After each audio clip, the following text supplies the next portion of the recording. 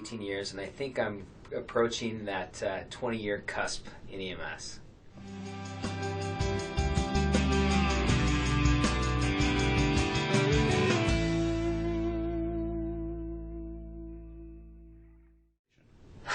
Nasal intubation, BNTI, Blind Nasal Tracheal Intubation, is almost a lost art. You see it not being taught as much in medical schools. You see it not being taught in paramedic programs.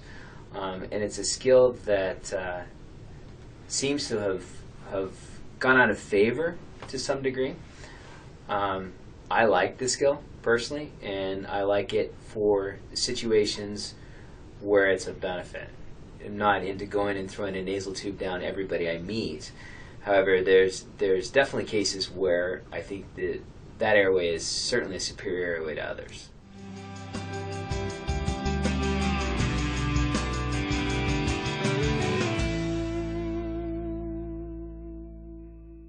I have nasally intubated. There used to be a point where I could claim that I'd nasally intubated more people than I'd RSI'd, but I think I've swung the other direction now. What?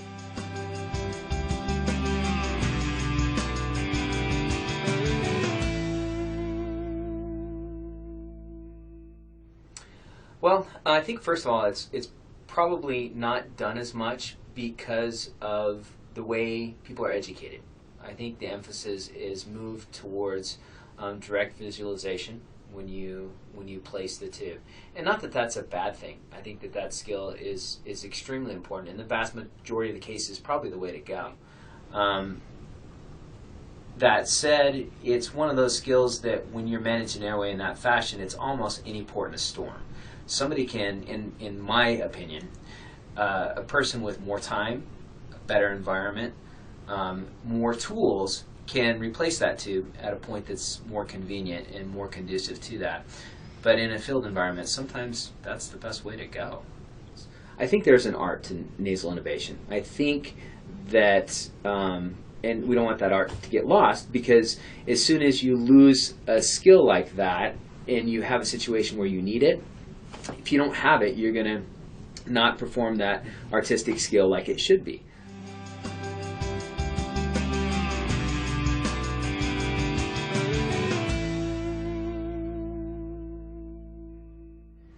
So when would I choose nasal intubation specifically as a first-line intervention instead of RSIing them or using CPAP? I would have to say that those are the airways that I predicted are going to be difficult with a breathing patient. Obviously, you need that to be able to perform the procedure. So somebody that is morbidly obese, has a huge chin, their thiomental distance is not enough for you to feel confident about being able to visualize an airway. They've got a huge tongue. They've got a massive beard. I mean, all of those things that would lead me to believe that I'm going to have a real hard time intubating this person. Do I want to take away their respiratory drive? Do I want to take control of that because now I'm responsible for it? Nasal intubation, the advantage is that I can leave a patient breathing, although, by the time you're thinking about nasal intubation, they're in failure or at that borderline between distress and failure. So they need some assistance, and more assistance than you can get from CPAP. So you have to get that airway established, but you're not feeling the same pressure you are with an RSI type procedure and somebody that you anticipate a really difficult airway.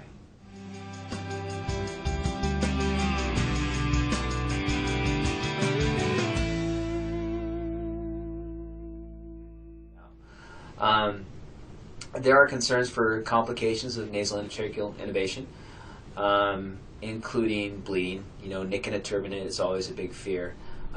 People with the potential for intracranial passage of the endotracheal tube with the base of their skull fracture, which the odds of that happening are so slim that I don't really give them a lot of credibility. Concerns for infection, and then long-term placement You know, when you're talking about the contact that it has with the soft nasal mucosa, you could have some necrotic effects or pressure effects from it. So all of those things, I think, are legitimate concerns that probably have pushed it out of favor to a degree.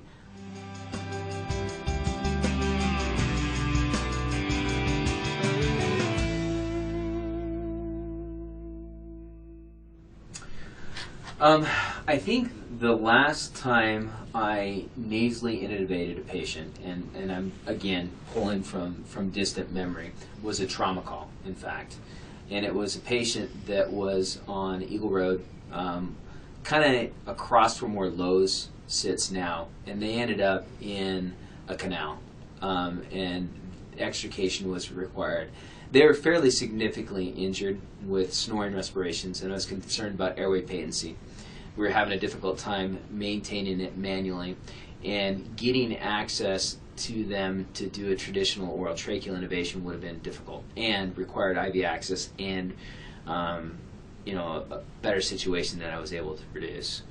So we weren't able to effectively bag them. The decision I made was to nasally intubate them because they were in a position where I could perform that skill, but I wasn't going to be able to get in the position and do an oral tracheal intubation.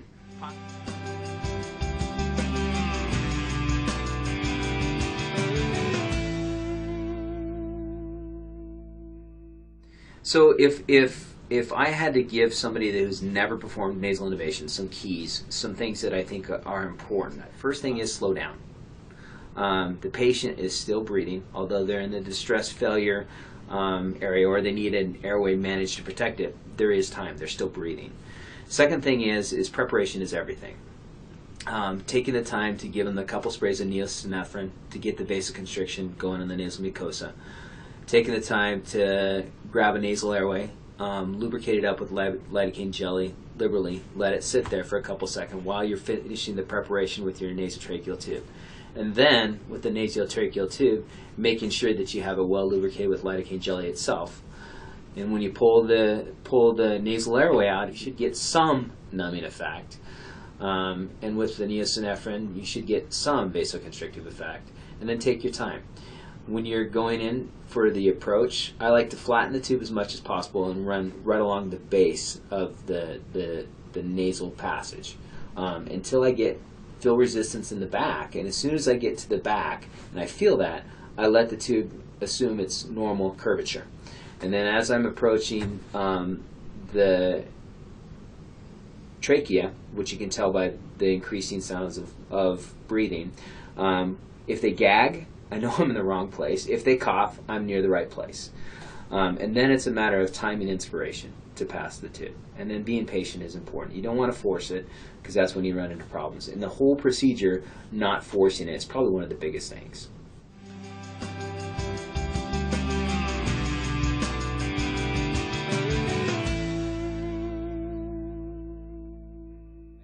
Is take advantage of your mannequins, especially your half-torso mannequins, because you can put them anywhere. You can put them sitting up in a chair, you can squeeze them up against a wall, you can tip a table over. You can do all kinds of things to put yourself in a situation that you're not necessarily comfortable working in, that you may end up in.